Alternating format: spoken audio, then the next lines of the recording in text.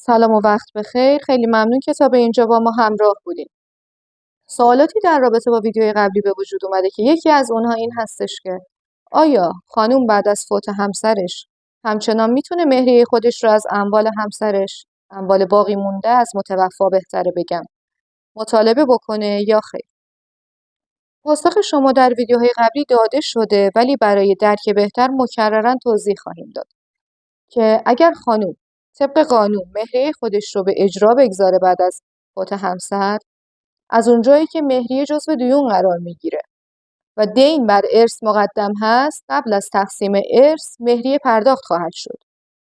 مهریه، طلب طلبکارها، چک‌های برگشتی و تمام موارد از این قبیل جزو دیون قرار گرفته و قبل از تقسیم ترکه بین ورثه باید پرداخت بشن و اگر بعد از پرداخت اینها چیزی از ترکه باقی بمونه، همون باقی مونده بین ورثه تقسیم خواهد شد. و سوالات دیگری که راجع به قانون جدید مهریه به وجود اومده در ویدیوی بعدی پاسخ داده خواهد شد. خیلی ممنون که تا به اینجا با ما همراه